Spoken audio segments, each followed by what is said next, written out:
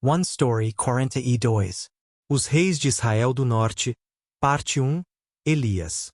Do primeiro livro de Reis, capítulo 12 até o segundo livro de Reis, capítulo 2. Agora, a história de Israel passa do período do Reino Unido para o Reino Dividido. O reino terreno de Deus, que havia começado com Abraão, alcançou seu auge durante os reinados de Davi e Salomão. Mas a partir desse ponto, começa a ruir rapidamente. E a partir daqui, profetas como Elias e Eliseu, profetas que agiram com poder em seus dias, começam a surgir. Junto com eles, virão também profetas como Isaías e Jeremias, profetas que deixaram registros escritos, e começarão a denunciar os pecados tanto do reino do norte, Israel, quanto do reino do sul, Judá. Por meio dessas vozes, Deus revelará com mais clareza do que nunca o verdadeiro reino de Deus que um dia virá através do Messias prometido, Jesus Cristo. Como fizemos em histórias anteriores, podemos perguntar novamente ao olhar para esses reis do reino dividido. Por que Deus permitiu que esse tipo de pessoa se tornasse rei? Mas precisamos lembrar, Deus não os estabeleceu como reis. Se voltarmos nas Escrituras, veremos que o reino dividido surgiu por causa do pecado de Salomão. E o próprio início de reis como Salomão remonta ao rei Saul. Mesmo com o próprio Deus sendo o rei deles, o povo de Israel rejeitou Deus como rei e desejou ter um rei humano em seu lugar. Ao longo da história humana, a pecaminosidade da humanidade continua se repetindo. E, no fim, essa pecaminosidade levou à rejeição do próprio Deus. Mas Deus sabia de tudo isso desde o princípio. Antes mesmo de criar o mundo, Ele já havia preparado o caminho da salvação. É por isso que Deus escolheu Davi depois de Saul, não para mostrar que seu reino seria construído por meio de Davi ou Salomão em si, mas para que, através da vida deles, reflexos parciais, o verdadeiro Rei e Salvador, Jesus Cristo, fosse revelado. Agora, a história neste mundo começa a desmoronar. Não é que Deus esteja destruindo ativamente, mas sim que a humanidade pecadora está colapsando sob o peso do seu próprio pecado. E assim, os clamores e as ações dos profetas em meio a essa história que desmorona não são tentativas de restaurar ou reconstruir a história humana. Não, a missão deles é revelar os limites da história humana, expor sua fraqueza, e conduzir o povo novamente a ansiar e olhar para o reino de Deus, onde somente Deus é rei. É por isso que os reis e o povo, que ainda estavam apegados às coisas do mundo, iriam ameaçar, perseguir e até matar esses profetas, esses mensageiros da verdade. Ao entrarmos agora na história do reino dividido, perceberemos, não é que esses reis de Israel fossem pecadores piores do que nós. Pelo contrário, suas vidas revelam de forma tão clara como nós mesmos estamos vivendo neste mundo hoje, e como deveríamos viver. No reino do sul, Judá, somente a linhagem de Davi produziria 20 reis. Não porque fossem bons ou justos, mas porque Deus interveio na história para preservar a linhagem de Davi, e finalmente, para levá-la ao cumprimento em Jesus Cristo. Por outro lado, no Reino do Norte, Israel, começando com a dinastia de Jeroboão, haveria um total de 9 dinastias. Dinastia de Jeroboão. Dinastia de Baasa. Dinastia de Zinri. Dinastia de Onri. Dinastia de Jehú. Dinastia de Salum. Dinastia de Menahem. Dinastia de Peca. Dinastia de Oseias. Por meio dessas dinastias, cheias de guerras, assassinatos e lutas sangrentas por poder, veremos com intensidade quão miserável e trágica é, de fato, a vida dos reis deste mundo. Jeroboão, o primeiro rei de Israel, afastando-se de Deus e trazendo destruição. Jeroboão foi servo de Salomão, um guerreiro valente. Deus, por meio do profeta Aías, prometeu entregar a ele 10 tribos de Israel. E após a morte de Salomão, Jeroboão tornou-se o primeiro rei das 10 tribos do norte de Israel, com exceção de Judá e Benjamim. Deus explicou claramente que a razão da divisão de Israel foi porque Salomão e os israelitas o haviam abandonado, adorado deuses estrangeiros e não andado nos caminhos de Davi.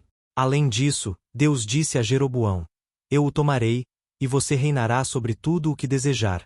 Será rei sobre Israel. Se você fizer tudo o que eu ordenar, andar nos meus caminhos e fizer o que é reto aos meus olhos, obedecendo aos meus decretos e mandamentos como fez o meu servo Davi, estarei com você. Eu edificarei para você uma dinastia duradoura, como edifiquei para Davi, e darei Israel a você. Diante de Jeroboão estavam dois caminhos: o de se apegar à palavra de Deus e viver pelo seu poder, ou o de rejeitar a palavra de Deus e confiar em seu próprio poder. Mas Jeroboão escolheu confiar em seu próprio poder em vez de crer na palavra de Deus.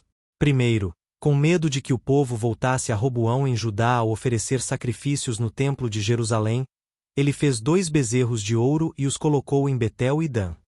E declarou: Aqui estão os seus deuses, ó Israel, que tiraram vocês do Egito, levando o povo à idolatria. Segundo, ele construiu altares nos montes e nomeou sacerdotes de todo tipo de gente, e não apenas dos levitas. Os sacerdotes levitas, que se opuseram à idolatria de Jeroboão, desceram para Judá. Terceiro, ele criou uma festa em Betel semelhante à que havia em Judá, impedindo o povo de ir até Jerusalém. Mesmo após receber o aviso de Deus, Jeroboão não se arrependeu, mas continuou em seus pecados. Quando seu filho adoeceu, Jeroboão disfarçou sua esposa e a enviou ao profeta Aías para perguntar sobre o destino da criança. Mas Deus falou por meio de Aías: Você fez mais mal do que todos os que viveram antes de você. Fez para si outros deuses, imagens de metal. Provocou a minha ira e virou as costas para mim. Por isso trarei desgraça sobre a casa de Jeroboão. Eliminarei todos os do sexo masculino da casa de Jeroboão em Israel. Por causa dos pecados de Jeroboão, Deus declarou que abandonaria Israel. Jeroboão pecou, e fez Israel pecar também. Ainda assim, o povo lamentou sua morte. Para Deus, Jeroboão foi um homem perverso, mas para o mundo, era um guerreiro valente. Jeroboão reinou por 22 anos antes de morrer, e seu filho Nadab o sucedeu como rei. Assim como Saul, o reinado de Jeroboão nos lembra de que ele não foi o servo escolhido por Deus, mas sim um representante de uma geração moldada pela humanidade pecadora. Aqueles que pertencem a este mundo inevitavelmente seguem por esse caminho. Por isso, entre os 19 reis do reino do norte de Israel, não houve um sequer que verdadeiramente pertencesse a Deus. Era porque Deus, em sua graça, não se encontrou com eles. Nadab, o segundo rei, seguindo os caminhos malignos de seu pai. Nadab, filho de Jeroboão, tornou-se o segundo rei de Israel do norte. A Bíblia diz: Ele fez o que o Senhor reprova, seguindo os caminhos de seu pai e cometendo os mesmos pecados que seu pai havia levado Israel a cometer. Nadab reinou por 2 anos, até ser morto numa rebelião liderada por Baasa, encerrando a primeira dinastia de Israel do norte, a casa de Jeroboão. Baasa, o terceiro rei, destruindo uma dinastia má, mas continuando na maldade. Baasa tornou-se o terceiro rei de Israel do norte. A Bíblia diz: Ele fez o que o Senhor reprova, seguindo os caminhos de Jeroboão e cometendo os mesmos pecados que este havia levado Israel a cometer. Deus enviou o profeta Jeú a Baasa com esta mensagem: Eu o tirei do pó e o tornei líder do meu povo Israel, mas você seguiu os caminhos de Jeroboão e levou o meu povo Israel a pecar, provocando a minha ira com os seus pecados. Por isso estou prestes a eliminar Baasa e sua casa, e farei com a sua casa o que fiz com a casa de Jeroboão, filho de Nebate. Os cães devorarão os que pertencem a Baasa que morrerem na cidade, e as aves se alimentarão dos que morrerem no campo. No fim, Baasa reinou por 24 anos antes de morrer. Elá, o quarto rei de Israel, provocando a Deus com ídolos sem valor. Elá, filho de Baasa, tornou-se o quarto rei de Israel do norte. Assim como seu pai, reinou como um rei segundo os padrões do mundo, entregando-se à bebida e à vida desregrada. Mas já no segundo ano de seu reinado, foi morto por Zinri, comandante da metade de seus carros de guerra, numa rebelião. Assim chegou ao fim a segunda dinastia de Israel do norte, a casa de Baasa. A Bíblia diz: Ele pecou e fez Israel pecar, provocando a ira do Senhor, o Deus de Israel, com seus ídolos inúteis. Após assumir o trono, Zinri destruiu toda a família de Baasa, não deixando nenhum homem com vida, nem parente nem amigo. Isso foi o cumprimento da palavra do Senhor pronunciada contra Baasa pelo profeta Jeú. Zinri, o quinto rei de Israel. Destruindo uma dinastia má, mas morrendo como um homem mau. Zinri tornou-se o quinto rei de Israel do norte, acabando completamente com a casa de Baasa. Mas seu reinado durou apenas 7 dias. Quando Onri, comandante do exército de Israel, soube do golpe, marchou com suas tropas e cercou Tirza, onde Zinri estava. Vendo a cidade sitiada, Zinri incendiou o palácio real e morreu no fogo. A Bíblia explica: Zinri morreu porque fez o que o Senhor reprova, seguindo os caminhos de Jeroboão e cometendo os mesmos pecados que este havia levado Israel a cometer. Onri, o sexto rei de Israel, pior do que todos os que vieram antes dele. Onri tornou-se o sexto rei de Israel do norte.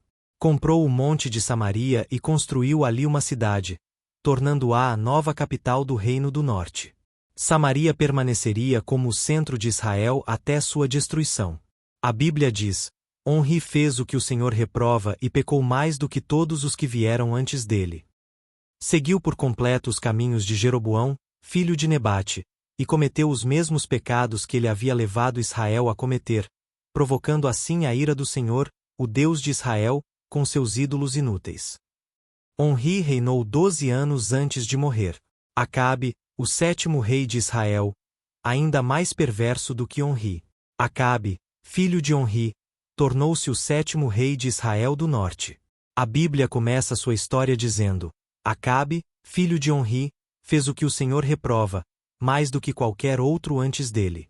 Não apenas achou irrelevante cometer os pecados de Jeroboão, filho de Nebate, como também casou-se com Jezabel, filha de Etaal, rei dos Sidônios, e passou a servir e adorar Baal. Ergueu um altar para Baal no templo que construiu em Samaria. Acabe também fez um poste sagrado em honra a Zerá e provocou mais a ira do Senhor, o Deus de Israel, do que todos os reis de Israel antes dele. Quando Deus disciplina seu povo, ele usa a fome, a praga e a guerra. Por causa dos pecados de Acabe, uma grande fome atingiu Israel. Mas em vez de encarar a raiz do problema, Acabe concentrou-se apenas em encontrar soluções práticas. Ele saiu em busca de fontes de água, e quando encontrou Elias, disse: É você, perturbador de Israel. Elias respondeu: Eu não tenho perturbado Israel, mas sim você e a casa de seu pai. Vocês abandonaram os mandamentos do Senhor e seguiram os Baalins. Elias então desafiou os profetas de Baal e de Azerá para uma prova de fogo, e Deus respondeu à oração de Elias com fogo do céu. Apesar do milagre presenciado pelo povo e por Acabe, seus corações não se voltaram verdadeiramente para Deus. Mais tarde, Acabe venceu a guerra contra a Síria com a ajuda de Deus. Deus disse: Entregarei este imenso exército nas suas mãos, e assim você saberá que eu sou o Senhor. Mas Acabe atribuiu a vitória a si mesmo, chamou o rei da Síria de irmão e firmou aliança com ele. Por isso, foi repreendido por um profeta, mas reagiu apenas com tristeza, e não com arrependimento. Acabe também cobiçou a vinha de Nabote, com a ajuda de Jezabel, tramou sua morte para tomar posse da propriedade. Deus então enviou Elias para declarar juízo contra a casa de Acabe, dizendo que teria o mesmo fim das casas de Jeroboão e Baasa. Acabe se humilhou e jejuou, e Deus adiou o castigo até depois de sua morte. Ainda assim, Acabe não se arrependeu de verdade. Morreu em batalha, exatamente como o profeta Micaías havia profetizado. E os cães lamberam seu sangue, cumprindo a palavra de Deus. O profeta Elias. Elias apareceu de forma repentina na narrativa bíblica, confrontando Acabe com a declaração: Juro pelo nome do Senhor, o Deus de Israel, a quem sirvo, não cairá orvalho nem chuva nos próximos anos, exceto mediante a minha palavra. Conforme a orientação de Deus, Elias escondeu-se junto ao riacho de Quirite, onde os corvos lhe traziam pão e carne, e ele bebia da água do riacho até este secar. Depois, Deus o enviou a Sarepta, em Sidom, onde ele ajudou uma viúva e seu filho. Quando o filho da viúva morreu, Elias orou a Deus, e o menino voltou à vida. A viúva então disse a Elias: Agora sei que você é um homem de Deus e que a palavra do Senhor vinda da sua boca é a verdade. Elias e a declaração: O Senhor é Deus. O Senhor é Deus. Elias ordenou que Acabe convocasse os 450 profetas de Baal e os 400 profetas de Azerá ao Monte Carmelo. E Acabe reuniu todos esses profetas ali. Então Elias disse a todo o povo: Até quando vocês vão oscilar entre duas opiniões? Se o Senhor é Deus, sigam-no. Mas se Baal é Deus, sigam-no. Mas o povo não respondeu palavra alguma. Elias disse aos profetas de Baal que pegassem 2 novilhos, escolhessem um para si, o preparassem e o colocassem sobre a lenha, mas sem pôr fogo. Elias faria o mesmo. Cada lado invocaria seu Deus, e aquele que respondesse com fogo, esse seria Deus. Os profetas de Baal clamaram ao seu Deus desde a manhã até o meio-dia, gritando e dançando, mas não houve resposta. Continuaram até a hora do sacrifício da tarde, mas ainda assim, não houve voz, nem resposta, nem quem ouvisse. Então chegou a vez de Elias. Ele restaurou o altar do Senhor com 12 pedras, conforme o número das tribos de Jacó. Cavou uma valeta ao redor do altar e derramou 4 jarros grandes de água sobre o sacrifício e a lenha, fazendo isso 3 vezes, até que a água escorresse ao redor do altar e enchesse a valeta. Então Elias orou: Senhor, Deus de Abraão, Isaque e Israel, que hoje se saiba que tu és Deus em Israel, que eu sou teu servo e que fiz todas essas coisas por ordem tua. Responde-me, Senhor, responde-me, para que este povo saiba que tu, Senhor, és Deus, e que estás reconduzindo o coração deles. Imediatamente, o fogo do Senhor caiu e consumiu o holocausto, a lenha, as pedras, o pó e ainda lambeu a água que estava na valeta. Quando todo o povo viu isso, prostrou-se com o rosto em terra e gritou: O Senhor é Deus! O Senhor é Deus! Elias mandou prender todos os profetas de Baal e os matou. Elias anunciou o som de uma forte chuva após 3 anos e meio de seca. Logo o céu se cobriu de nuvens, o vento soprou, e uma chuva pesada caiu. Mas sabemos disto: milagres por si só não trazem os pecadores de volta para Deus. A menos que o próprio Deus penetre os corações, o povo não retornará. Por isso João Batista veio no espírito e no poder de Elias para preparar o caminho do Senhor Jesus Cristo. Já basta, Senhor, tira a minha vida. Quando Jezabel soube por Acabe o que havia acontecido no Monte Carmelo, ameaçou a vida de Elias, jurando matá-lo. Elias teve medo, fugiu para salvar sua vida, sentou-se debaixo de um arbusto e orou: Já tive o bastante, Senhor. Tira a minha vida. Não sou melhor do que os meus antepassados. Mas Deus o consolou. Enviou um anjo para alimentá-lo e lhe dar água. Fortalecido com aquele alimento, Elias caminhou 40 dias e 40 noites até o Monte Horebe. Ali, Elias disse a Deus: Só eu fiquei. Mas Deus lhe perguntou: O que você está fazendo aqui, Elias? Então Deus lhe deu 3 missões: ungir Azael como rei da Síria, ungir Jeú como rei de Israel e designar Eliseu como seu sucessor profético.